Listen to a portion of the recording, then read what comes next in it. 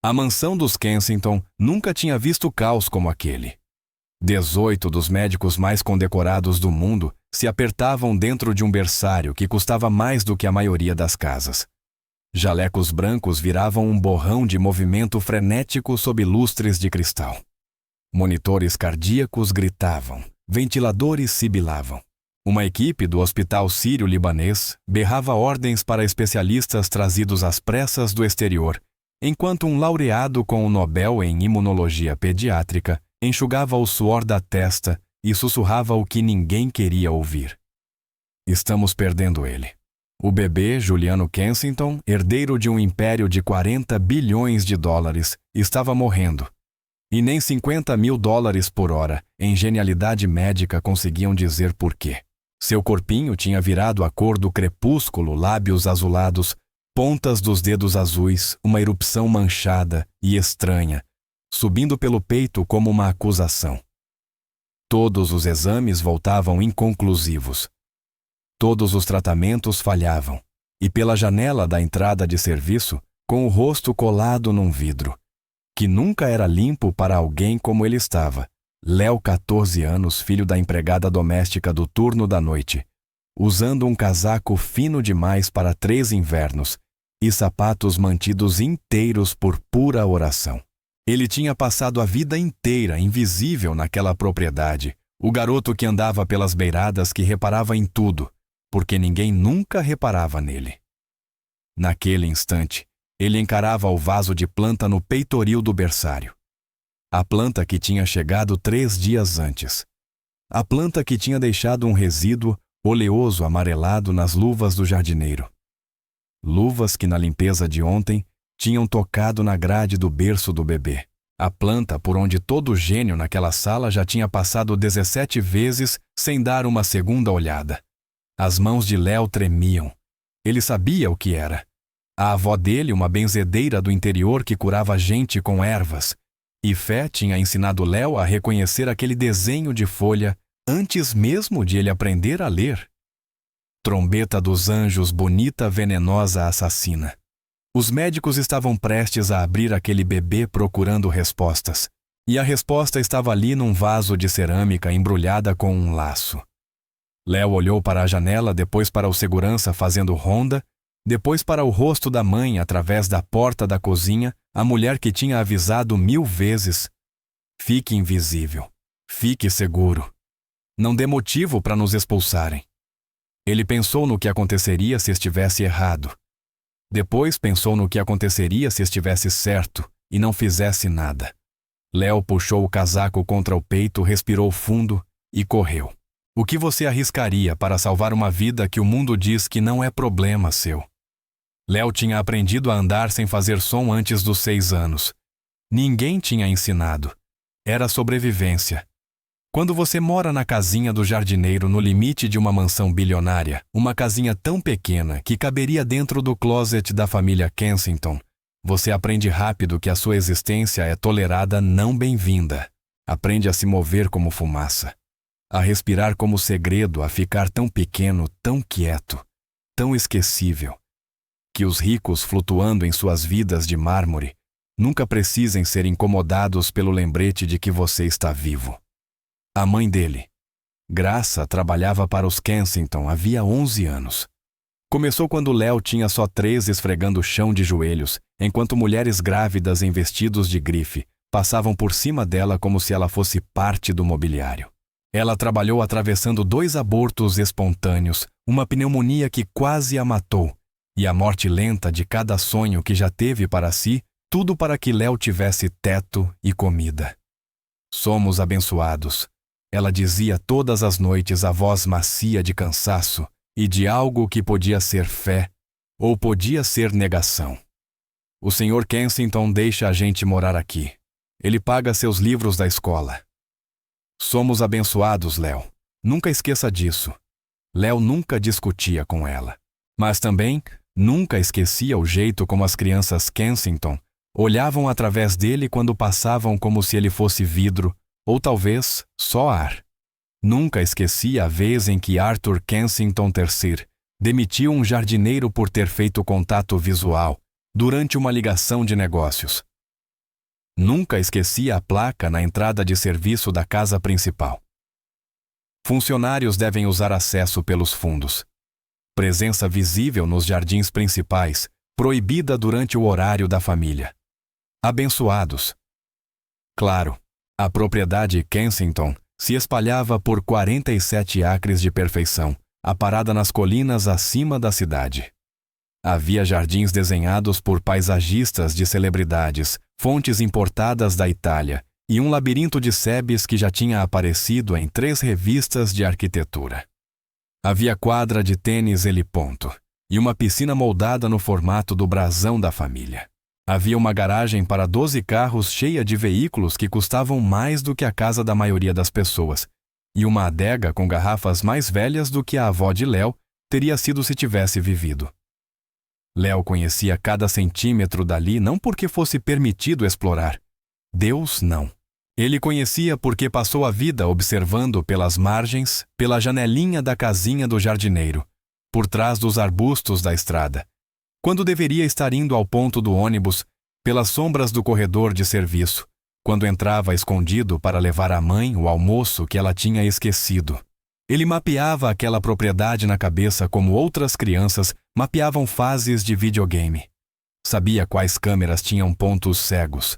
Sabia quais portas ficavam destrancadas na troca de turno das 15 horas.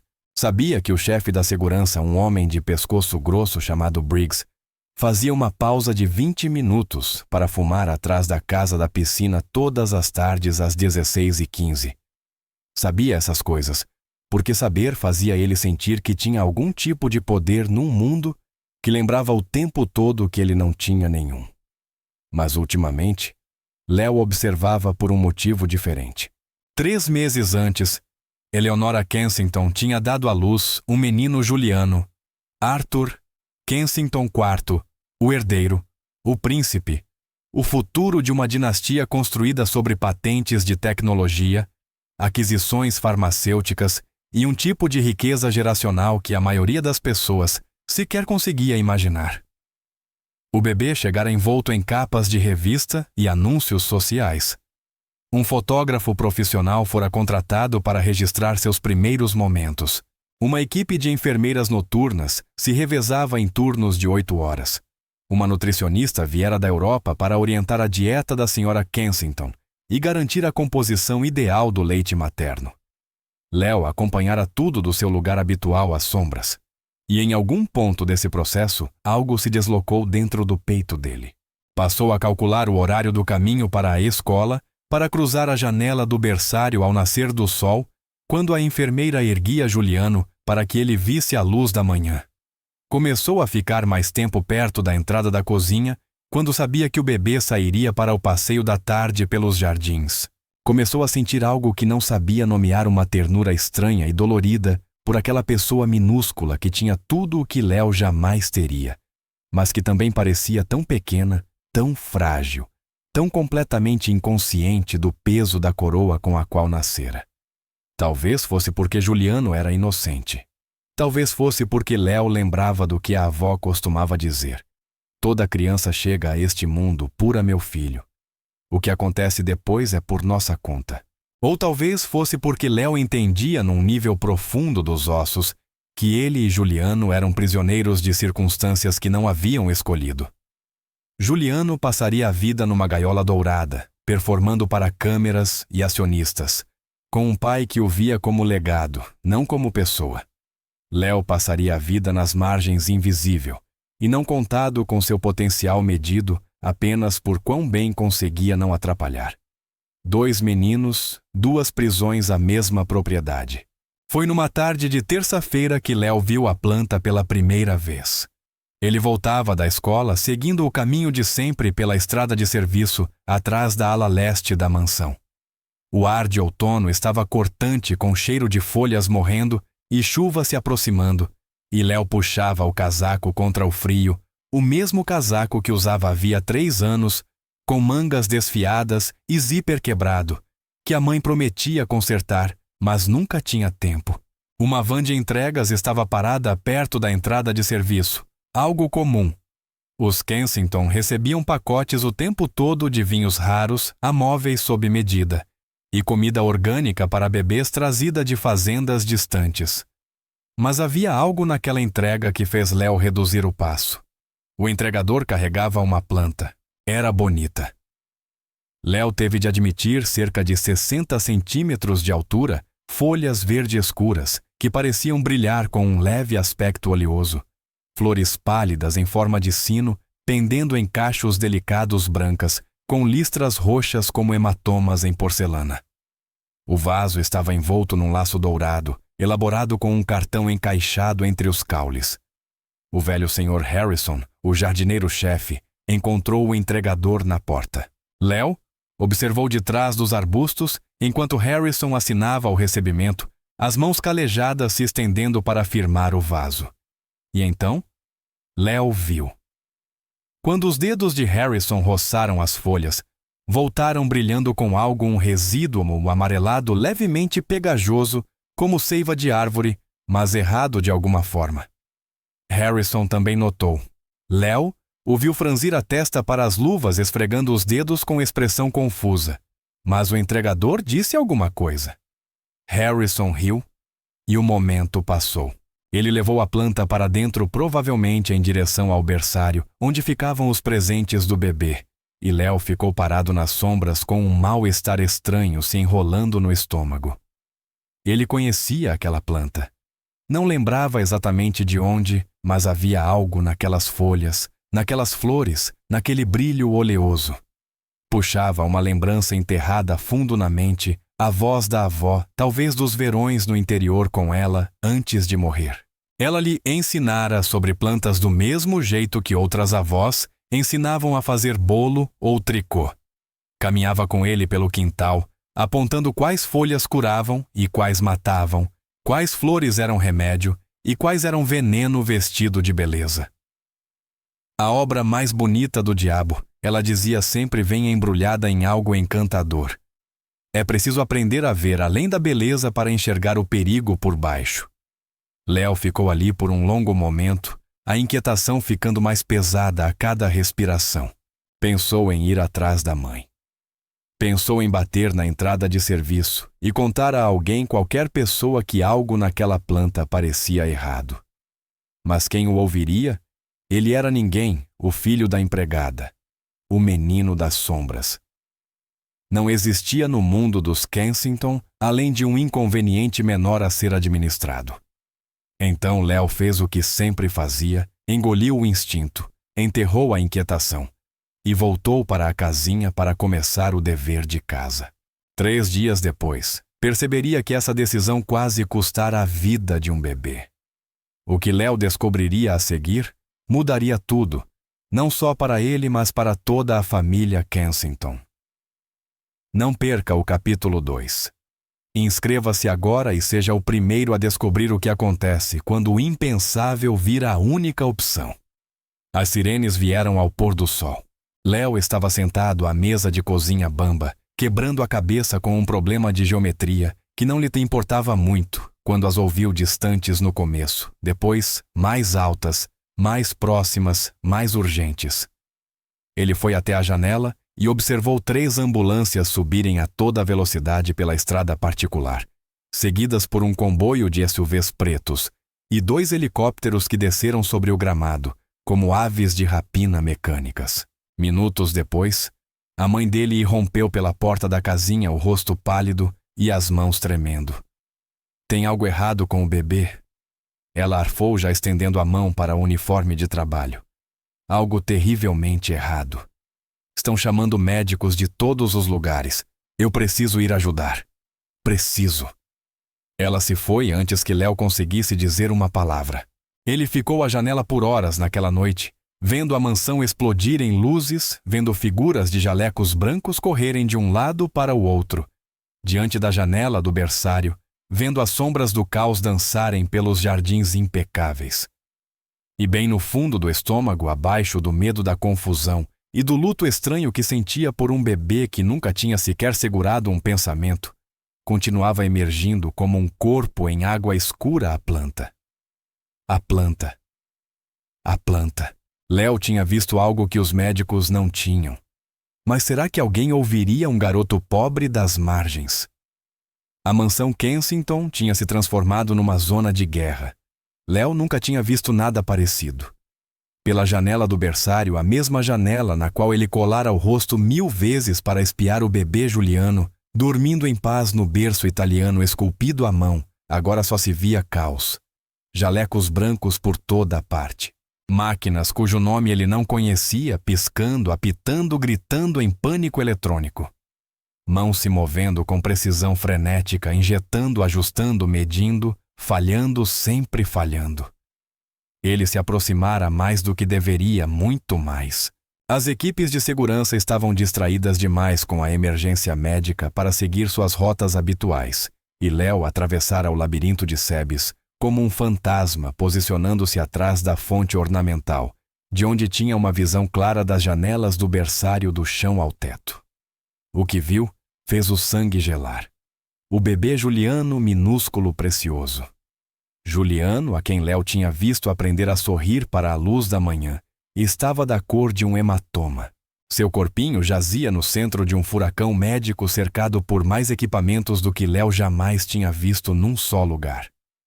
Tubos serpenteavam por seus braços. Monitores acompanhavam batimentos que gaguejavam e tropeçavam como um bêbado tentando chegar em casa. E a pele? Deus, a pele tinha aquele tom horrível de azul acinzentado, manchada por uma erupção que parecia se espalhar enquanto Léo observava. Ele parecia estar morrendo. Parecia já estar morto. E só ainda não ter percebido. Os médicos começaram a chegar dentro de 1 hora após a primeira ambulância. Léo contou cada um à medida que vinham carros pretos e helicópteros despejando um exército da realeza médica no gramado dos Kensington.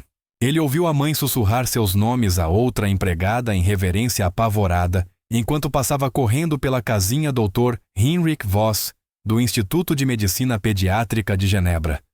Doutora Yuki Tanaka, a neurologista que salvara o neto do primeiro-ministro japonês. Dr. Michael Sterling, do Hospital Sírio-Libanês, cuja fila de espera era de 3 anos e cujo honorário dizia-se chegar a $50.000 só pela consulta. Doutora Amara Aonkwo, imunologista nigeriano-britânica indicada ao Nobel. Dr. Samuel Chun, doutora Rebecca Morrison, doutor Alexander Petro, doutora Isabela Ruiz, 18 ao todo. 18 das maiores mentes médicas do planeta, cada uma carregando diplomas de instituições que Léo jamais poderia sonhar em frequentar, cada uma armada, com conhecimentos que levaram décadas e milhões de dólares para serem adquiridos. 18 especialistas e nenhuma resposta. Léo os via discutir pela janela. Agora o Dr. Voss gesticulava enfaticamente para um prontuário, enquanto o Dr. Sterling balançava a cabeça. A doutora Tanaka tinha se afastado do grupo, braços cruzados, expressão preocupada. Um médico mais jovem, cujo nome Léo não sabia, rodava mais um exame de sangue, enquanto uma enfermeira trocava mais um soro. Eles estavam perdidos. Léo via isso na linguagem corporal, no modo como as posturas confiantes iam desmoronando à medida que as horas passavam. Aqueles titãs da medicina, aqueles deuses da arte de curar, estavam em um berçário de $40 milhões com todos os recursos do mundo à disposição, e não tinham ideia de por que um bebê de 3 meses estava morrendo diante deles. Arthur Kensington estava num canto do quarto, e Léo nunca tinha visto um homem parecer tão destruído. O bilionário que dominava as salas de conselho, esmagava concorrentes e se movia pelo mundo como se fosse dono dele, o que em muitos sentidos era. Agarrava a mão da esposa com desespero de nós brancos. Eleonora Kensington não parava de chorar havia horas. O vestido de grife amarrotado, a maquiagem perfeita, destruída a compostura de revista social, despedaçada em 1000 cacos sobre o mármore italiano. O bebê deles estava morrendo, e todo o dinheiro do mundo não conseguia salvá-lo. Léo estava prestes a fazer algo que chocaria todo mundo, inclusive a si mesmo. Ele observou os médicos girarem por suas teorias de infecção bacteriana e encheram Juliano de antibióticos que não fizeram nada, inflamação viral, e tentaram antivirais que não mudaram coisa alguma. Resposta autoimune e administraram imunossupressores que não suprimiram nada. Distúrbio genético e rodaram testes que voltaram inconclusivos. Reação alérgica e aplicaram epinefrina, que poderia muito bem ter sido água. Cada teoria surgia com confiança e desmoronava em confusão. Cada tratamento era aplicado com precisão e falhava com crueldade. Léo assistia a tudo pela janela, as mãos pressionadas contra a pedra fria da fonte, o coração martelando contra as costelas, porque ele sabia algo que eles não sabiam. Ele sabia sobre a planta. Ela ainda estava lá. Dava para vê-la do lugar onde ele se agachava, pousada no peitoril da janela do berçário. As flores pálidas em forma de sino, capturando a luz dura dos equipamentos médicos, as folhas escuras brilhando com aquele aspecto oleoso. Os médicos passavam por ela o tempo todo. Ajustavam seus aparelhos ao redor dela. Apoiava no copos de café, tablets e prontuários ao lado dela sem sequer um segundo olhar. Era invisível para eles parte da decoração de fundo, exatamente como Léo. Foi então que ele se lembrou das lições da avó, as memórias emergindo com uma clareza dolorosa. Eles estavam sentados na varanda dela, no interior, no verão em que ele tinha 9 anos, e ela lhe mostrava figuras num livro velho de lombada de couro rachada. Essa aqui, ela dissera apontando para a ilustração de flores em forma de sino quase idênticas às do berçário. A gente chama de trombeta dos anjos. Os médicos chiques chamam de digitalis. É bonita, sim, mas o óleo dessas folhas, só de tocar nelas já pode desacelerar o coração de um homem. E se for pequeno, se for um bebê? Ela balançara a cabeça devagar, até respirar o ar ao redor por tempo demais. Pode envenenar o sangue. A avó de Léo sabia coisas que nenhuma faculdade de medicina ensinava. Aprendera sua arte de curar com a mãe, que aprendera com a mãe dela, que aprendera com ancestrais que não tinham nada além das plantas ao redor e da sabedoria passada por gerações de sobrevivência. Ela fizera partos em casas sem eletricidade. Curara febres com cascas e folhas quando não havia dinheiro para médicos. Salvara vidas com conhecimentos que médicos sofisticados chamariam de superstição. E não tivera tempo de ensinar tudo a Léo. Morreu antes de terminar vítima de um derrame quando ele tinha 11 anos, deixando fragmentos de sua sabedoria, chacoalhando na cabeça dele como sementes numa cabaça seca. Mas ensinara o suficiente o bastante para reconhecer o formato daquelas folhas, o bastante para lembrar o aviso sobre o resíduo oleoso, o bastante para compreender com horror crescente o que estava acontecendo com o bebê Juliano. Os médicos procuravam algo dentro do bebê. Analisavam o sangue em busca de invasores, sondavam os órgãos atrás de defeitos, vasculhavam o DNA à procura de erros. Procuravam no lugar errado. O inimigo não estava dentro de Juliano.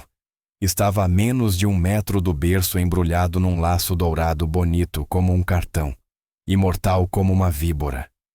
Léo conhecia a verdade, mas saber não é o mesmo que agir, e o que ele estava prestes a fazer lhe custaria tudo. Inscreva-se agora, porque é no capítulo 3 que esta história explode. As horas se arrastaram como animais feridos.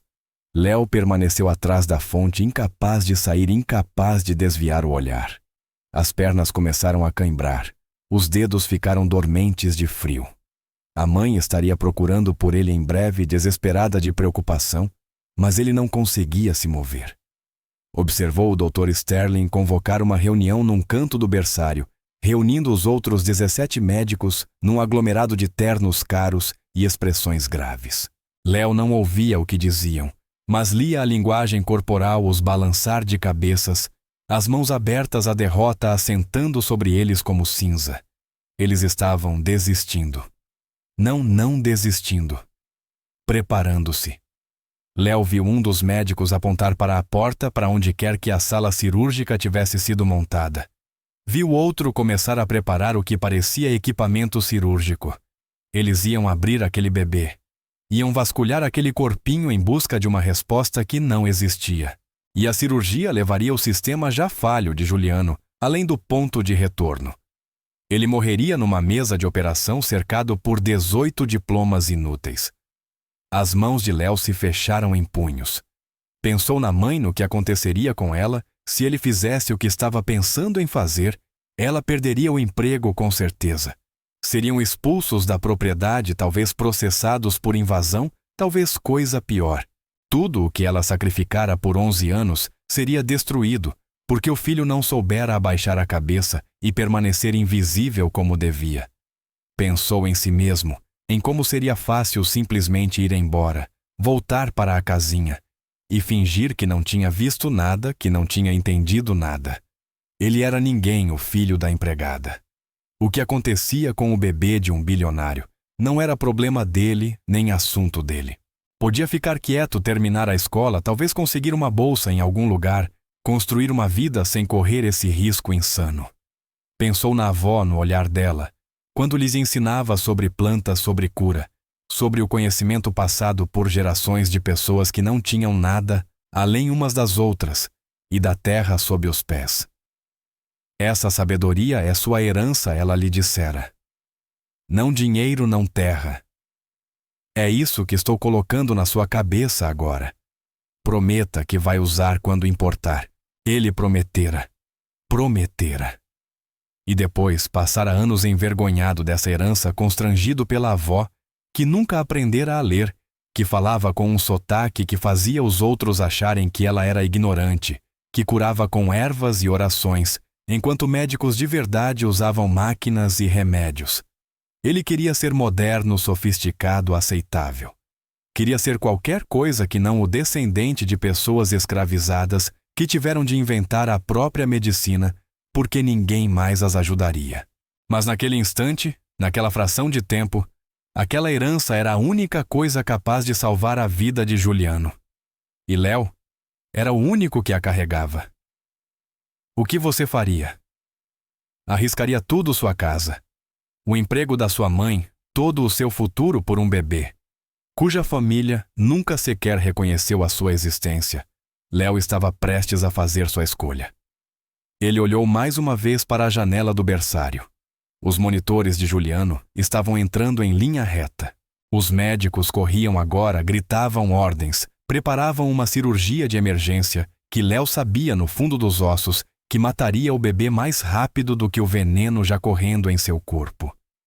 Ele pensou no que a avó faria. E então, Léo se levantou de trás da fonte, saiu das sombras que o tinham escondido a vida inteira e começou a correr em direção à mansão. Não tinha plano, nem estratégia, nem ideia de como passaria pela segurança pelos médicos por Arthur Kensington em pessoa. Só sabia que precisava tentar. Que se afastasse agora e aquele bebê morresse, carregaria esse peso para sempre. Que algumas coisas importavam mais do que ficar seguro, mais do que permanecer invisível, mais do que proteger uma vida, que daquele jeito nem estava realmente sendo vivida. Os pés batiam na grama perfeitamente aparada.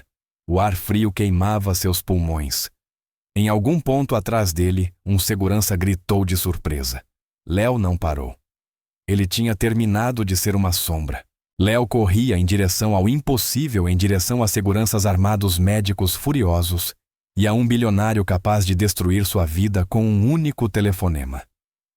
O que viesse a seguir o transformaria em herói ou em criminoso, talvez nos dois.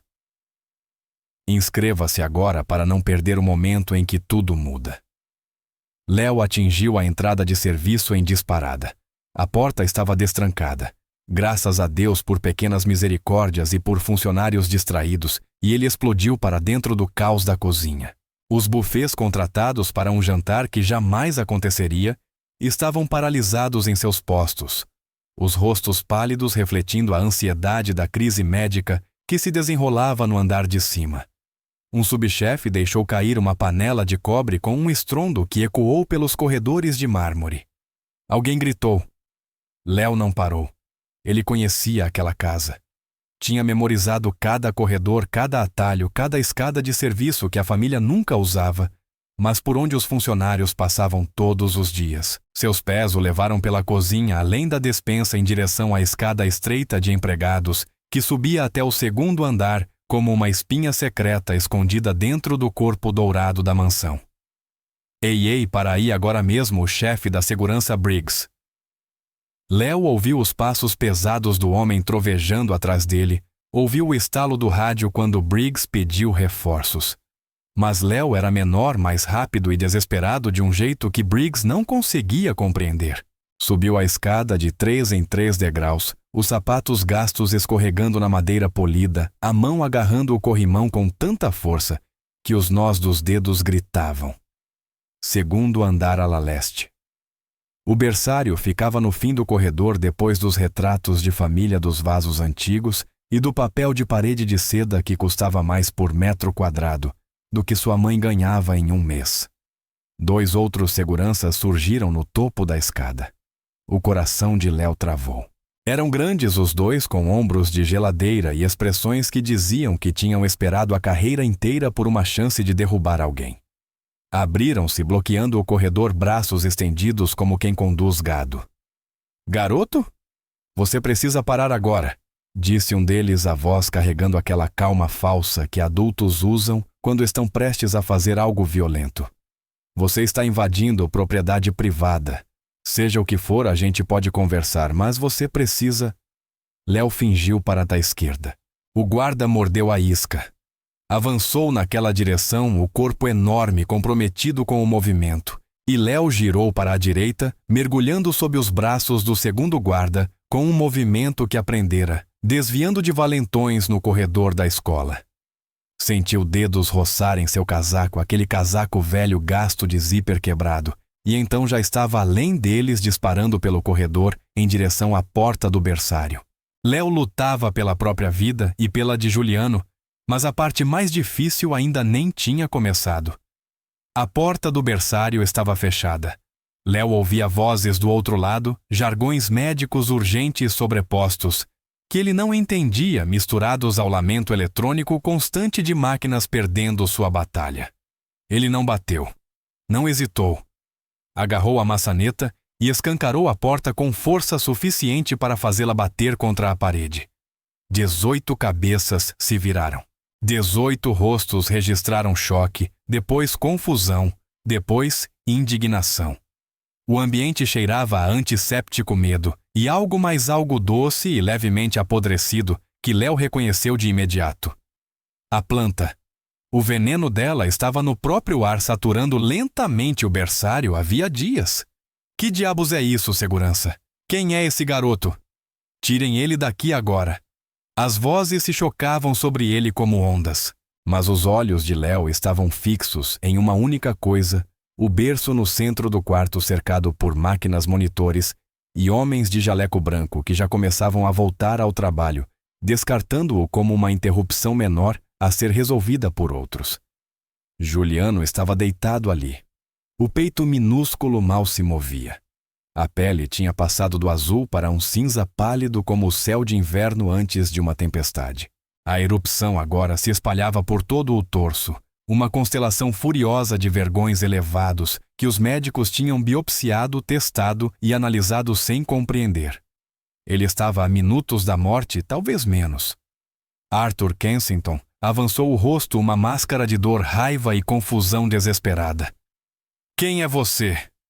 Como entrou aqui? Segurança, tirem este garoto do quarto do meu filho imediatamente." Os seguranças já estavam sobre Léo. Ele sentiu mãos se fecharem em seus ombros. Sentiu-se sendo erguido do chão. Sentiu o mundo inclinar quando começaram a arrastá-lo para trás, em direção à porta. A planta, Léo gritou, lutando contra o aperto com tudo o que tinha. É a planta. A do peitoril da janela. É digitalis. É veneno. Os seguranças não pararam. Claro que não pararam. Ele era só um garoto. Um garoto pobre. Um garoto negro de casaco sujo gritando absurdos numa sala cheia das maiores mentes médicas do mundo. Por que alguém ouviria? Por favor. A voz de Léo rachou, quebrou-se e recompôs em algo cru e suplicante. Minha avó me ensinou sobre plantas. Aquela é trombeta dos anjos. É tóxica. O óleo passa para tudo o que toca, e o bebê vem respirando isso há dias. Vocês têm que tirar isso daqui. Vocês têm que removê-lo. Tirem-no, disse Arthur Kensington friamente. Agora este é o momento que separa o comum do extraordinário. O que Léo fará a seguir vai assombrar você. Inscreva-se agora. Você precisa ver isso até o fim. Algo dentro de Léo estalou. Não quebrou, estalou. Como um elástico esticado demais, como um osso levado além do limite.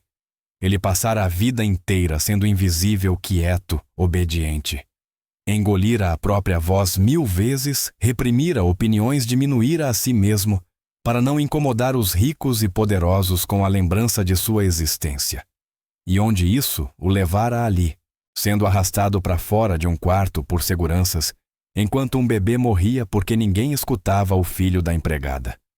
Léo ficou mole nos braços do guarda, um truque aprendido em documentários de natureza, quando presas fingem de mortas para confundir predadores.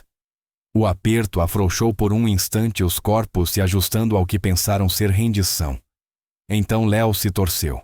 Deixou o peso cair de repente, escorregando para baixo do agarre como água entre dedos.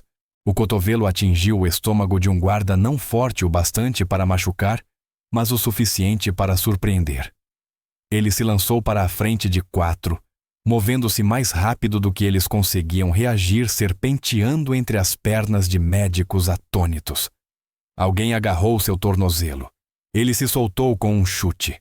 Outro bloqueou o caminho. Ele rolou de lado. A sala explodiu em caos, médicos gritando seguranças, xingando equipamentos caindo quando pessoas trombavam nas máquinas. Mas Léo só tinha olhos para o berço, para a pequena figura cinzenta imóvel como a morte. Ele alcançou o berço, fechou as mãos no corpo minúsculo de Juliano, tão leve, terrivelmente leve, como segurar um feixe de folhas secas, e apertou o bebê contra o peito. A cabeça de Juliano tombou no ombro de Léo. A respiração era tão rasa que Léo mal a sentia. Coloque-o no chão. A voz de Arthur Kensington tinha passado da raiva para algo primitivo animal. Coloque meu filho no chão agora, ou eu juro por Deus. Mas Léo já se movia. Não em direção à porta, os seguranças a bloqueavam, e sim para o banheiro. O banheiro anexo que ele sabia existir, porque já tinha visto as plantas uma vez deixadas descuidadamente sobre o balcão da cozinha, por um arquiteto em reforma. Ele entrou e bateu a porta tateando a fechadura, enquanto corpos se chocavam contra a madeira. A porta tremeu, mas aguentou. Não aguentaria por muito tempo. Não eram portas pensadas para a privacidade. Eram portas de design feitas para parecer bonitas, e os seguranças a arrebentariam em segundos. Léo olhou o banheiro em desespero. Bancadas de mármore e metais dourados. Um armário cheio de produtos de bebê de grife que custavam mais do que seus livros escolares. E sobre a bancada um pequeno frasco de pó de carvão, ativado do tipo que pais ricos compram para cuidados naturais, máscaras faciais, clareamento dental e tratamentos detox de revista. A voz da avó ecoou na memória. O carvão puxa o veneno do corpo. Meu filho, os antigos queimavam madeira e moíam exatamente para isso. Ele se liga às toxinas e leva embora. A porta tremeu de novo. A madeira estalou. Léo passou a agir por instinto, guiado por um saber que vivia nos ossos, não no cérebro. Pegou o carvão com uma mão, enquanto sustentava Juliano com a outra. Abriu a torneira água fria porque não havia tempo para esperar a quente e molhou os dedos. Os olhos de Juliano se abriram em um tremor. Estavam vidrados, desfocados, mas vivos. Ainda vivos. Desculpa, Léo sussurrou. Desculpa mesmo. Vai ser estranho, mas eu prometo que estou tentando te ajudar. Eu prometo. Misturou o carvão com água na palma da mão, formando uma pasta preta e rala. Inclinou a cabeça de Juliano com cuidado, do jeito que vira a avó fazer com crianças doentes quando administrava seus remédios. A porta explodiu para dentro. É isso. O momento da verdade. Tudo o que Léo arriscou sua casa, o emprego da mãe, a própria liberdade, se resumia aos próximos segundos. Léo conseguiu colocar a mistura de carvão na boca de Juliano no exato instante em que os seguranças o alcançaram. Mãos o agarraram de todos os lados, mãos ásperas, furiosas, sem qualquer cuidado. Ele sentiu o braço torcer dolorosamente para trás. Sentiu os joelhos baterem no mármore. Sentiu o bebê ser arrancado de seus braços. Não, Léo gritou. Não limpem a boca dele, não façam ele vomitar. O carvão precisa de tempo para agir. Por favor, deem só 5 minutos. Mas ninguém ouvia. Arthur Kensington já embalava ao filho o rosto retorcido entre fúria e terror. Os médicos se aglomeravam checando os sinais vitais de Juliano, examinando o resíduo negro ao redor de sua boquinha. Eleonora Kensington tinha desabado contra o batente da porta, soluçando com tanta força que o corpo inteiro tremia. O que você deu a ele? Exigiu o Dr. Sterling, agarrando Léo pela gola. O que você colocou na boca desse bebê carvão ativado? Léo arfou. O joelho do segurança pressionava suas costas, agora forçando-o contra o mármore gelado do chão. Só carvão. Não é perigoso. Ele absorve toxinas. Minha avó usava. Sua avó, a voz do Dr. Sterling, escorria desprezo. Você agrediu um bebê em estado crítico com base no conselho da sua avó. A planta, Léo disse desesperado. Por favor, testem a planta. A do peitoril do berçário. É uma variante de digitalis. Os óleos são glicosídeos cardíacos. Eles vêm envenenando ele há dias por contato com a pele e pela inalação. O carvão vai ajudar a ligar o que já está no sistema dele. Mas vocês precisam tirar aquela planta daqui ou ele vai piorar. Por favor, eu imploro. Só testem a planta. Ninguém se moveu. E então a cor dele está mudando. Foi a doutora Tanaka. Ela estava mais próxima de Arthur Kensington, mais próxima de Juliano, e a voz dela tinha aquela qualidade de observação científica que cortava o caos como uma lâmina. O que? Arthur Kensington olhou para o filho. A cor, repetiu a doutora Tanaka lentamente. Está melhorando. Os níveis de oxigênio estão subindo. O silêncio caiu sobre o banheiro como uma respiração contida. Léo não conseguia ver Juliano do chão, mas via os rostos dos médicos, o choque substituindo o ceticismo, a confusão, tomando o lugar do desprezo. 18 médicos renomados percebendo que algo impossível estava acontecendo. Isso não é possível, disse o Dr. Sterling seco. Carvão ativado não pode agir tão rápido. Não existe mecanismo pelo qual o ritmo cardíaco esteja se estabilizando. A doutora Tanaka puxara um monitor portátil e o pressionava contra o peito minúsculo de Juliano. Ritmo sinusal normalizando pressão subindo. A erupção, sussurrou Eleonora Kensington. Meu Deus, olhem a erupção. Léo não via, mas ouviu os suspiros que lhe disseram tudo, as vergões furiosos estavam desaparecendo. O veneno que estrangulara o sistema de Juliano estava sendo ligado, neutralizado, puxado para fora pelo simples pó preto que a avó de Léo guardava no armário da cozinha, ao lado da farinha e do açúcar. Saiam de cima dele, disse Arthur Kensington baixo. O joelho do guarda pressionou mais forte. Senhor, eu disse, saiam de cima dele. A voz de Arthur Kensington era diferente agora. A raiva tinha ido embora, substituída por algo que Léo não sabia nomear. Saiam desse garoto agora. A pressão nas costas de Léo cessou. Ele ficou ali por um instante com medo de se mexer, com medo de ter esperança. Então, devagar, com dor, apoiou-se nos joelhos. Arthur Kensington o encarava. Juliano também, os olhos do bebê agora claros, focados seguindo o rosto de Léo, com algo que podia ser reconhecimento. A planta, Léo disse mais uma vez, a voz quase um sussurro.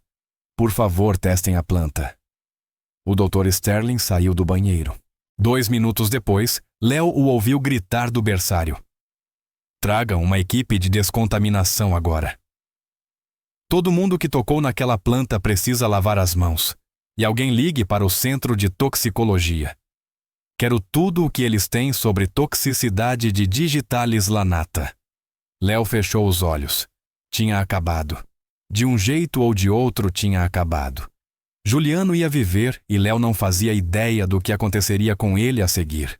Léo salvou o bebê, mas agora vinham as consequências e as perguntas capazes de destruir tudo quem tinha enviado aquela planta.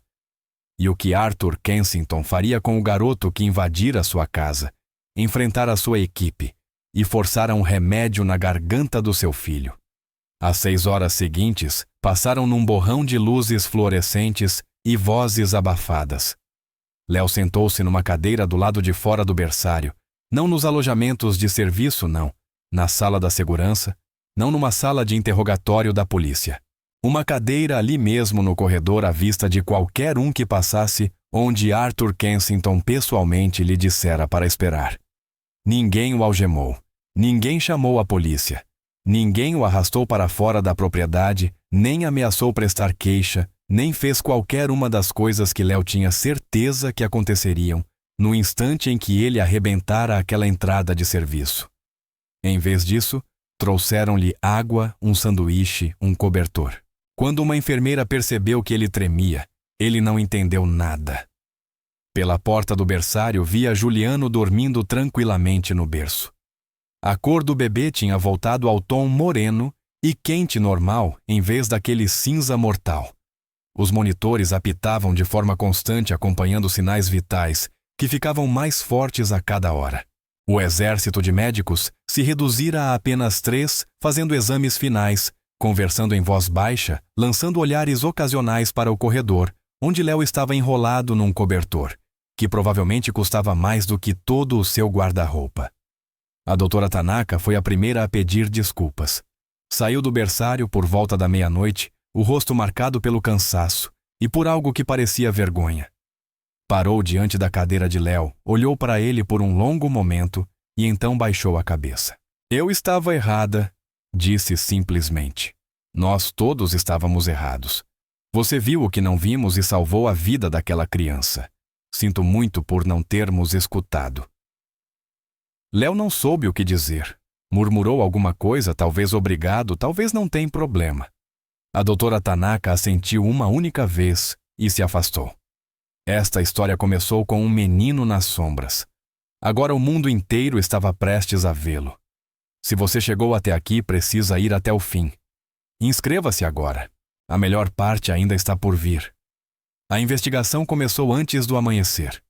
Arthur Kensington chamou uma empresa privada de segurança, não os seguranças que patrulhavam a propriedade, mas uma equipe de ex-agentes da Polícia Federal e especialistas forenses que chegaram em veículos descaracterizados e montaram um centro de comando na ala leste da mansão. Léo os observou pelas janelas enquanto descarregavam equipamentos, fotografavam o berçário e removiam cuidadosamente a planta para um recipiente lacrado. Por volta das 6 da manhã, uma investigadora se aproximou da cadeira de Léo. O Sr. Kensington quer falar com você, disse com voz neutra e profissional. Você consegue?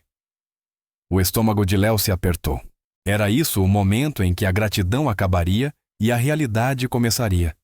O momento em que Arthur Kensington lembraria que Léo ainda era um invasor, ainda um ninguém ainda. O filho da empregada que entrara em sua casa e tocara em seu bebê sem permissão. Sim, senhora. Léo respondeu porque o que mais poderia dizer. Ela o conduziu pelo corredor passando pelos retratos de família e vasos antigos, por onde ele correra horas antes, pela escada de serviço, onde despistara os guardas por 100 pequenos lembretes das barreiras invisíveis que passara a vida inteira sem atravessar. Arthur Kensington o aguardava no escritório. Léo nunca estivera ali. Só vislumbrara o cômodo por portas entreabertas, as estantes do chão ao teto, a mesa maciça de mogno, as janelas com vista para os jardins onde sua mãe às vezes trabalhava. Agora, cercado por mais riqueza do que sua família inteira ganharia em 10 vidas, ele se sentiu menor do que nunca. Sente-se, Léo. Foi a primeira vez que Arthur Kensington disse seu nome. Léo se sentou. Arthur parecia ter envelhecido 10 anos em uma única noite terno amarrotado. Cabelo desalinhado, olhos vermelhos de exaustão e algo mais profundo, como se tudo o que acreditava sobre o próprio poder tivesse se estilhaçado. Ele segurava uma pasta grossa, os dedos tremendo levemente ao virar as páginas. A planta começou Arthur devagar foi um presente. Chegou há 3 dias com um cartão parabenizando minha esposa e a mim pelo 3º mês do Juliano. O cartão estava assinado por Marcos Webb. Léo não reconheceu o nome, mas percebeu o maxilar de Arthur se enrijecer. Marcos Webb foi meu sócio. Construímos a Kensington Webb Technologies, juntos há 23 anos trabalhando numa garagem em São Paulo. Ele foi meu padrinho de casamento, o padrinho do Juliano. A voz de Arthur falhou na última palavra. Confiei tudo a ele, minha empresa, minha família, meu filho. A verdade por trás do presente envenenado era mais devastadora do que qualquer um imaginara. E ainda havia muito mais. A investigação avançou mais rápido do que o esperado.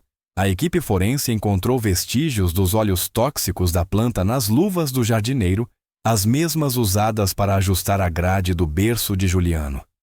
Encontraram resíduo no peitoril da janela, nas cortinas, no móbile acima do berço. A planta vinha liberando o veneno de forma constante havia 3 dias, saturando o quarto com morte invisível. Mas não foi só isso. A empresa de entregas mantinha registros meticulosos, câmeras de segurança, rastreamento por GPS, assinaturas digitais. Em poucas horas, os investigadores rastrearam o pacote, até a origem, não um viveiro legítimo, mas um laboratório privado, especializado em espécimes botânicos raros. O laboratório pertencia a uma empresa de fachada financiada por contas nas Ilhas Cayman. As contas haviam sido abertas por Marcos Webb. Ele queria meu filho morto, disse Arthur, a voz quase inumana, o som de algo se partindo por dentro. Queria me destruir e escolheu a coisa mais preciosa da minha vida para isso. Porque eu venci, porque o conselho me escolheu, porque eu virei CEO e ele saiu com opções de ações e um tapinha nas costas. Léo ficou muito quieto. Não sabia o que dizer, nem se deveria dizer algo. Sabe qual é a pior parte? Continuou Arthur. Os médicos nunca teriam descoberto. Nunca. Estavam tão focados nos exames de sangue, nas imagens, nas análises genéticas, tão certos, de que a resposta tinha de ser complexa e compatível com o treinamento deles, que não olharam ao redor do quarto uma única vez. Não perguntaram o que tinha mudado no ambiente do Juliano. Não consideraram que a explicação mais simples podia ser a correta. Ele olhou para Léo com algo que podia ser admiração. Mas você considerou. Léo se remexeu desconfortável. Minha avó me ensinou sobre plantas. Ela dizia que médicos ricos sempre procuram problemas ricos. Às vezes a resposta está ali na frente de todo mundo. Sua avó parece ter sido uma mulher sábia. A garganta de Léo se apertou. Ela morreu quando eu tinha 11 anos. Ia me ensinar mais, mas o tempo acabou. Arthur assentiu lentamente e ficou em silêncio por um longo momento, encarando a pasta as provas da traição de alguém que amara como um irmão. Então apertou um botão no telefone da mesa. Podem entrar, disse. Tudo o que Léo achava que sabia sobre a própria vida estava prestes a mudar. Este é o momento, aquele que você estava esperando. A porta se abriu e a mãe de Léo entrou. Graça parecia ter chorado por horas. O uniforme estava desalinhado, o cabelo escapando do coque antes impecável, os olhos inchados e vermelhos. Atrás dela veio Eleonora Kensington, ainda com as roupas da crise segurando Juliano contra o peito, como se nunca mais fosse soltá-lo. Léo. Graça correu até o filho e o envolveu num abraço tão apertado que ele quase não conseguiu respirar. Léo, meu filho, eu fiquei com tanto medo. Eles me contaram o que você fez. Disseram que você invadiu, que os seguranças correram atrás de você e que você... Mãe, eu estou bem. Léo retribuiu o abraço respirando o cheiro familiar de sabão em pó e do produto industrial que ela usava nos pisos da casa. Estou bem. O Juliano está bem. Está tudo bem. Você podia ter sido preso. Graça afastou-se um pouco, segurando os ombros dele. Você podia ter se machucado. Podia? Ele podia ter ficado na casa de vocês e deixado meu filho morrer, enquanto 18 médicos tateavam no escuro. Interrompeu Arthur Kensington em voz baixa, mas não ficou. Graça virou-se para o bilionário e Léo viu o medo atravessar o rosto dela. O medo profundo de quem passou a vida inteira à mercê de pessoas poderosas. Arthur, porém, não parecia zangado. Parecia humilde. Dona Carter, disse ele, usando o sobrenome dela com um respeito que Léo nunca ouvira naquela propriedade. Seu filho é a única razão de o meu filho estar vivo agora. Os médicos falharam. A segurança falhou. Eu falhei. A voz de Arthur quebrou. Ele parou, recompôs-se e continuou. Léo entrou num prédio cheio de pessoas que o viam como ameaça. Enfrentou seguranças que podiam tê-lo ferido gravemente. Pegou um bebê em estado crítico e aplicou um tratamento contrário a tudo o que os especialistas diziam. Fez tudo isso sabendo que, se estivesse errado, destruiria a vida de vocês dois. Ele não estava errado, disse Eleonora Kensington suavemente, avançando um passo com Juliano dormindo tranquilo no ombro. Ele estava certo. Foi o único que estava. Ela olhou para Léo, lágrimas correndo pelo rosto. Obrigada, sussurrou. Obrigada por salvar o meu bebê. Léo não sabia o que fazer com a gratidão dos ricos. Passara a vida inteira evitando o olhar deles, e agora o olhavam como algo precioso, não como algo a ser administrado. Eu não podia deixar ele morrer, disse sem jeito. Não quando eu sabia o que estava errado. Não quando eu podia fazer alguma coisa. Exatamente, respondeu Arthur. Ele se levantou, contornou a mesa e fez algo que Léo jamais imaginara. Ajoelhou-se diante da cadeira dele. Um bilionário de joelhos olhando para o filho da empregada.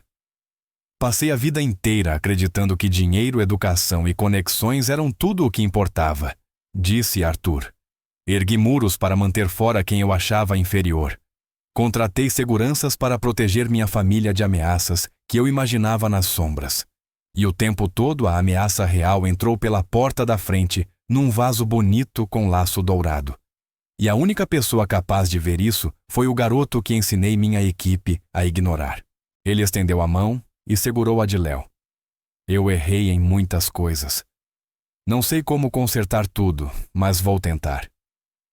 O menino das sombras estava prestes a entrar definitivamente na luz, mas sua história ainda não tinha acabado.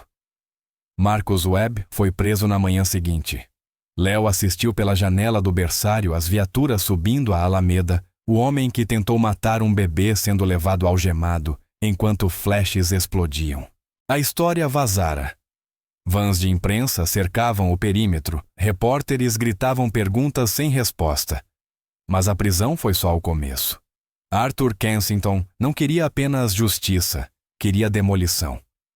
Em uma semana, mobilizou um exército de advogados para desmontar tudo o que Marcus Webb havia construído, empresas de fachada, contas offshore, opções de ações, cargos em conselhos, clubes exclusivos, cada peça de um império erguido sobre ressentimento e raiva. Ele vai morrer na prisão, disse Arthur a Léo numa de suas conversas agora diárias. O bilionário passara por a procurar Léo para perguntar sobre plantas cura e a avó que lhe ensinara coisas que as faculdades de medicina não ensinavam. A acusação é tentativa de homicídio de um bebê. Nem criminosos de colarinho branco sobrevivem a isso. Léo assentiu. Ainda se sentia desconfortável na presença de Arthur. Ainda sentia o peso da divisão de classe que marcara toda a sua vida. Mas algo havia mudado entre eles, algo real. E agora, perguntou Léo. A propriedade?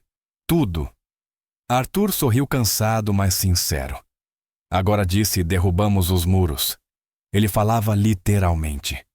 Nas semanas seguintes, Léo viu equipes desmontarem as cercas que cercavam a propriedade. As torres de vigilância caíram. As placas de somente funcionários desapareceram. A entrada de serviço foi lacrada e uma nova entrada principal foi construída usada por todos, independentemente do cargo. Mas Arthur não parou aí. Vai haver um centro médico, anunciou numa coletiva que Léo assistiu da plateia entre a mãe e Eleonora Kensington. Uma clínica gratuita aberta a toda a comunidade, focada em cuidado acessível e medicina tradicional. Vai ser um centro formado por médicos que sabem ouvir, que sabem olhar o quadro completo, em vez de apenas os resultados dos exames. Ele fez uma pausa e seus olhos encontraram os de Léo no meio da multidão. Vai se chamar Centro de Bem-Estar Miriam Carter, em homenagem à mulher que ensinou ao neto o conhecimento que salvou a vida do meu filho. A visão de Léo embaçou. O nome da avó num prédio, um prédio de verdade, onde pessoas reais receberiam ajuda real por causa de algo que ela lhe ensinara numa varanda em Kingston 12 anos antes. Graça chorava ao lado dele, mas não eram as lágrimas assustadas que Léo vira tantas vezes lágrimas de preocupação com aluguel-emprego, com sobreviver a mais um mês. Eram diferentes. Eram lágrimas de alguém que acabara de perceber que todos os sacrifícios tinham valido a pena. Há mais uma coisa, disse Arthur aos microfones. Minha família tem uma dívida que nunca poderá pagar por completo. Então vamos começar fazendo o que podemos. Ele anunciou o fundo de bolsas de estudo, mensalidade integral em qualquer universidade do mundo, para Léo e para quaisquer filhos que Graça viesse a ter. Anunciou a casa não a antiga moradia do caseiro, mas uma casa de verdade dentro da propriedade com o nome de Léo, na escritura, ao lado do da mãe. Anunciou um cargo para Graça no conselho do novo centro médico, com um salário que a fez ofegar ao ouvir o valor. Mas para Léo, o anúncio mais importante foi menor, mais silencioso, algo que Arthur lhe disse em particular, depois que as câmeras foram embora e os repórteres encerraram as matérias. Vou montar um programa de aprendizagem, disse Arthur, com os melhores pesquisadores em botânica do mundo, se você quiser. Para aprender tudo o que sua avó não teve tempo de lhe ensinar, para se tornar o tipo de curador que ela estava formando. Léo pensou na avó, na promessa que fizera de usar aquela sabedoria, quando fosse importante em todos os anos em que se envergonhara da própria herança, desejando ser algo mais respeitável. Ele estivera errado, muito errado. O conhecimento da avó não era algo a superar. Era algo sobre o qual construir. Um alicerce de sabedoria que atravessava gerações esperando que ele acrescentasse sua própria camada. Sim, disse Léo. Quero isso mais do que qualquer coisa. Arthur assentiu. E então fez algo impensável. Uma semana antes puxou Léo para um abraço, segurando-o do jeito que Léo imaginava que pais seguravam seus filhos. Obrigado, sussurrou Arthur. Por ser corajoso quando importava. Por ser a pessoa que eu deveria ter visto desde o começo. Léo o abraçou de volta. Ele não era invisível anymore. O presente envenenado fora exposto. O vilão fora capturado. Mas a transformação de Léo ainda não estava completa. O capítulo 5 revelaria o novo legado, aquele que Léo construiria sobre a base deixada pela avó. Um ano depois, Léo estava diante do prédio que levava o nome dela, o Centro de Bem-Estar. Miriam Carter brilhava ao sol da tarde, suas paredes de vidro refletindo os jardins ao redor. Jardins que o próprio Léo ajudara a projetar, preenchendo-os com as plantas medicinais que a avó lhe ensinara a reconhecer. Lavanda para a ansiedade, camomila para o sono, equinácea para a imunidade. E numa estufa cuidadosamente controlada, uma coleção de espécies tóxicas mantidas atrás de portas trancadas, usadas para treinar a próxima geração de médicos a enxergar o que 18 especialistas haviam deixado passar. Hoje era a inauguração. Léo ajeitou a gola do terno novo, um presente de Eleonora Kensington, feito sob medida de um tecido mais macio do que qualquer coisa que já vestira. Ele ainda não se sentia totalmente confortável em roupas assim. Talvez nunca se sentisse, mas estava aprendendo que o desconforto nem sempre era ruim. Às vezes significava que você estava crescendo para se tornar alguém novo. Pronto? Perguntou a mãe, surgindo ao lado dele, e o fôlego de Léo falhou como sempre acontecia ao vê-la agora. Graça Carter se transformara ao longo do último ano, não apenas nas roupas, embora também tivessem mudado os uniformes gastos, substituídos por trajes profissionais, condizentes com o novo cargo. Havia algo mais profundo, a tensão constante nos ombros. Se dissolvera as linhas de preocupação ao redor dos olhos, suavizaram. Ela se mantinha ereta, falava mais alto. Ocupava espaço de um jeito que nunca ocupara quando era apenas a empregada. Era a diretora de articulação comunitária do centro. Tinha um escritório com seu nome na porta, cartões de visita, uma equipe e voz nas decisões que afetavam milhares de pessoas. Eu não sei, admitiu Léo. Tem muita gente lá fora. Graça sorriu e apertou a mão dele. Tem muita gente lá fora por sua causa, meu filho. Eles vieram ver o garoto que salvou o filho de um bilionário com carvão de cozinha e a sabedoria da avó. Eu tive ajuda. Você teve conhecimento, teve coragem, teve tudo o que sua avó lhe deu. Os olhos de Graça brilharam. Ela estaria tão orgulhosa de você, Léo? Tão orgulhosa. Essa jornada começou com um menino que acreditava que a pobreza o tornava ninguém. Olhe para ele agora. O mundo precisa de mais Léos. A multidão do lado de fora era maior do que Léo esperava. Centenas de pessoas enchiam os jardins espalhando-se pelos gramados que antes eram proibidos a qualquer um sem um convite dos Kensington. Havia famílias dos bairros ao redor, comunidades que sempre viveram à sombra da propriedade, separadas por cercas cães de guarda e muros invisíveis de classe. Havia profissionais de saúde vindos do mundo inteiro para conhecer esse novo modelo de cuidado, que unia saber tradicional e medicina moderna. Havia jornalistas, fotógrafos, equipes de filmagem, registrando cada momento. E na primeira fila, sentados juntos, estavam Arthur e Eleonora Kensington, com Juliano no colo de Eleonora. O bebê estava florescendo agora com 14 meses de idade, bochechas gordinhas, olhos brilhantes e uma risada que ecoava pelo jardim sempre que algo o encantava. Havia alcançado todos os marcos do desenvolvimento, no tempo certo, sem qualquer efeito duradouro do envenenamento que quase o matara. Os médicos diziam que fora um milagre. Léo sabia que não era. Foi carvão ativado o raciocínio rápido e uma avó que entendia que curar é prestar atenção ao todo, não apenas às partes que as máquinas conseguem medir. Arthur levantou-se quando Léo se aproximou do púlpito, conduzindo a plateia num aplauso que envolveu Léo como água morna. Um ano antes, aquele homem fora apenas uma figura distante, vista através de janelas, poderoso e intocável, pertencente a um mundo no qual Léo jamais entraria. Agora era outra coisa, não exatamente um pai nem um amigo, mas algo entre ambos. Talvez um mentor, talvez alguém que acreditava. Obrigado a todos por virem, disse Arthur ao microfone, a voz se espalhando pelos jardins. Há um ano eu quase perdi meu filho. Tinha todos os recursos do mundo, dinheiro, conexões, os melhores especialistas do planeta, e nada disso foi suficiente. Eu estava impotente, sem esperança, vendo meu filho morrer, enquanto as pessoas a quem paguei milhões não conseguiam me dizer por quê. Ele fez uma pausa e Léo ouviu lançar um olhar para a antiga casa, onde Léo e a mãe haviam vivido por tantos anos. A casa ainda estava lá, mas agora reformada, ampliada, modernizada, transformada em hospedagem para pesquisadores visitantes.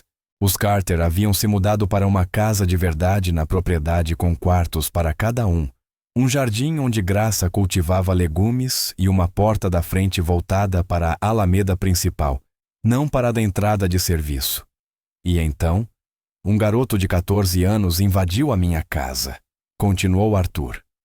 Passou pelos meus seguranças e salvou a vida do meu filho com um conhecimento que nenhuma faculdade de medicina ensina.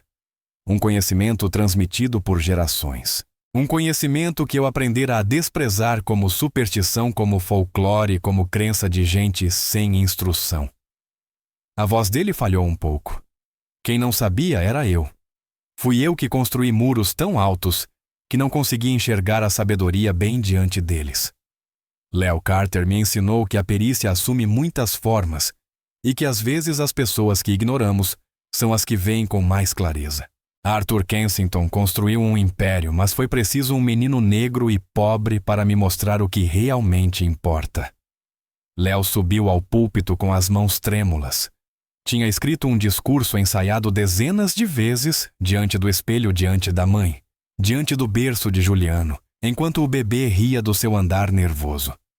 Mas ali, encarando o mar de rostos à espera de suas palavras, os cartões pareciam errados, polidos demais, perfeitos demais, parecidos demais com alguém que ele não era. Então os deixou de lado e falou do coração. Minha avó se chamava Miriam Carter. Começou Léo. Ela nasceu em Kingston, na Jamaica, numa casa sem água encanada e com chão de terra. Nunca aprendeu a ler. Nunca estudou além da 4ª série. Por todos os critérios que o mundo usa para decidir quem importa, ela era ninguém. Ele olhou para o prédio atrás de si com o nome dela gravado em pedra acima da entrada. Mas ela salvou mais vidas do que a maioria dos médicos jamais salvará. Fez partos de mães que não podiam pagar hospitais.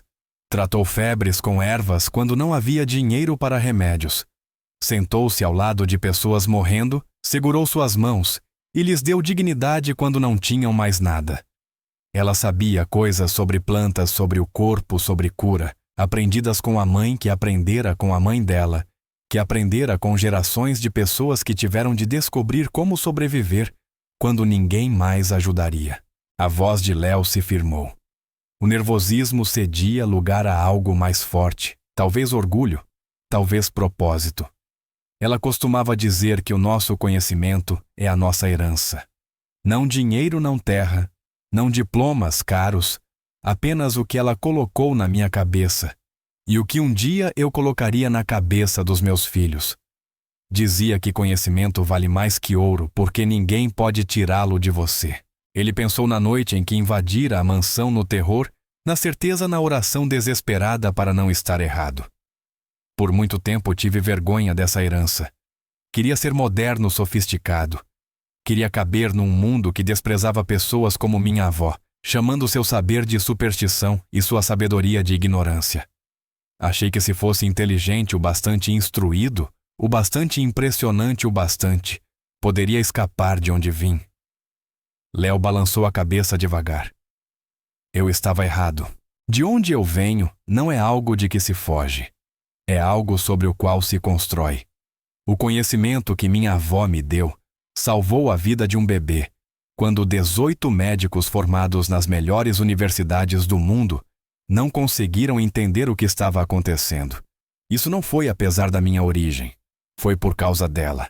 Porque minha avó me ensinou a olhar o quadro completo, a prestar atenção ao ambiente, não apenas aos sintomas, a confiar no que eu via com meus próprios olhos, mesmo quando os especialistas diziam que eu estava errado. A avó de Léo nunca pôde ver aquele momento, mas seu legado viveria para sempre. Léo olhou para a multidão e viu rostos que espelhavam a própria jornada. Crianças do bairro, crianças negras e pardas, em roupas de segunda mão. Crianças que iam à escola passando por mansões nas quais nunca entrariam. Crianças ensinadas por 1000 pequenos momentos que eram menos insuficientes e invisíveis. Eles olhavam para ele agora com algo nos olhos que apertava o peito de Léo. Talvez esperança, talvez reconhecimento. Ele falou diretamente com eles. Eu sei como é se sentir invisível. Caminhar pelo mundo como se fosse feito de vidro, como se pessoas com dinheiro e poder olhassem através de você, sem nunca enxergar quem você realmente é.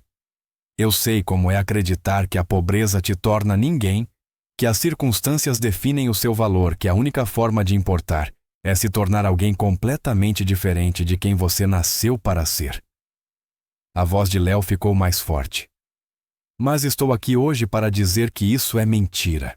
As coisas que te tornam diferente, sua origem, sua cultura, o conhecimento da sua família, as lições que suas avós te ensinaram, não são fraquezas a superar.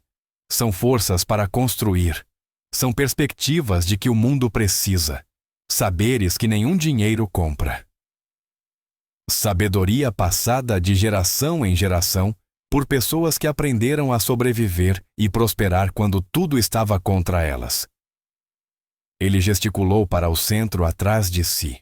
Este prédio existe porque um menino de uma casa de caseiro sabia algo que 18 médicos não sabiam. Existe porque conhecimento importa, não importa de onde venha. E será um lugar onde todo o conhecimento é valorizado, onde os remédios da avó caminham ao lado das técnicas do cirurgião, onde escutamos os pacientes, em vez de apenas testá-los, onde ninguém é invisível, e a sabedoria de ninguém é descartada. Léo respirou fundo. Minha avó dizia que curar não é só consertar o que está quebrado no corpo. É ver a pessoa inteira, sua história, seu ambiente, sua comunidade, sua alma. É tratar as pessoas com dignidade, sejam bilionárias ou empregadas domésticas. É lembrar que estamos todos conectados, parte da mesma família humana, todos merecedores de cuidado, atenção e respeito. Ele olhou para Arthur Kensington, para a mãe, para o pequeno Juliano pulando feliz no colo de Eleonora. É disso que este centro vai tratar. É isso que o legado da minha avó vai significar, não apenas um prédio com o nome dela, mas uma nova forma de pensar. Quem pode ser especialista de quem o conhecimento conta e de como cuidamos uns dos outros. Léo sorriu um sorriso de verdade, daquele que ele costumava esconder atrás dos muros da invisibilidade. Meu nome é Léo Carter. Eu sou o filho da empregada e vou passar o resto da minha vida garantindo que ninguém como eu precise se sentir invisível outra vez. Este é o legado de Léo. Este é o legado de Miriam Carter. Os aplausos começaram no fundo e avançaram como um trovão. Léo ficou no púlpito tomado pela emoção enquanto centenas de pessoas se levantavam. Viu lágrimas em rostos que não reconhecia, crianças batendo palmas com entusiasmo descontrolado, a mãe chorando abertamente, enquanto Arthur Kensington colocava a mão firme sobre o ombro dela. Então Juliano Kensington fez algo que silenciou toda a multidão. O bebê se desvencilhou dos braços da mãe, desceu ao chão com pernas ainda inseguras e começou a caminhar cambaleante com aquele passo incerto de quem está aprendendo a confiar nos próprios pés. Eleonora estendeu as mãos, mas Arthur a conteve, observando maravilhado enquanto o filho atravessava a floresta de pernas adultas. Juliano foi direto até Léo. Parou na beira do púlpito, ergueu os braços gordinhos no gesto universal das crianças do mundo inteiro.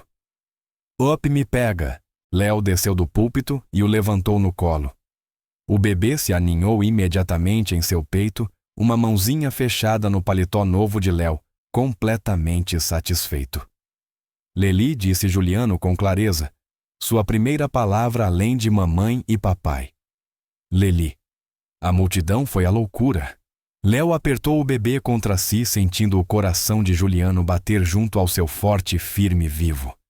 A criança que quase morrera em seus braços, agora dizia seu nome e estendia os braços para ele e confiava nele por inteiro. Era isso que importava. Não o prédio bonito, nem a bolsa de estudos, nem a casa com seu nome na escritura. Era uma vida salva, uma conexão criada, uma ponte construída entre dois mundos que nunca deveriam se tocar. Léo olhou para o centro com o nome da avó, para a mãe ereta e orgulhosa como nunca antes, para Arthur Kensington, o bilionário que aprendera a se ajoelhar para a multidão, que viera testemunhar o início de um novo tipo de legado. E pensou na avó em algum lugar além do véu, vendo o neto finalmente sob a luz. Obrigado, vovó, pensou. Eu cumpri a promessa. Usei o que você me ensinou quando importava, e vou continuar usando todos os dias pelo resto da minha vida. Juliano balbuciou feliz e bateu no rosto de Léo com a mão pegajosa. Léo riu um riso verdadeiro, livre, alegre, sem defesas. Ele não era mais o menino das sombras. Era Léo Carter, curador, professor, construtor de pontes, neto da avó. E sua história estava apenas começando. Fim. Obrigado por acompanhar a jornada incrível de Léo das Sombras à Luz. Se esta história te tocou, te inspirou ou te fez repensar quais vozes merecem ser ouvidas, inscreva-se neste canal e compartilhe com alguém que precisa ouvir essa mensagem hoje. Lembre-se, você não é invisível. Sua origem não é uma limitação, é um alicerce. O conhecimento que você carrega, a sabedoria que sua família te deu, a perspectiva da sua experiência única, o mundo precisa de tudo isso. Até a próxima, siga abençoado, siga corajoso e nunca deixe de acreditar que uma pessoa pode mudar tudo. Inscreva-se e ative as notificações para não perder outras histórias como esta. E deixe um comentário contando que sabedoria sua a avó te ensinou que o mundo precisa conhecer.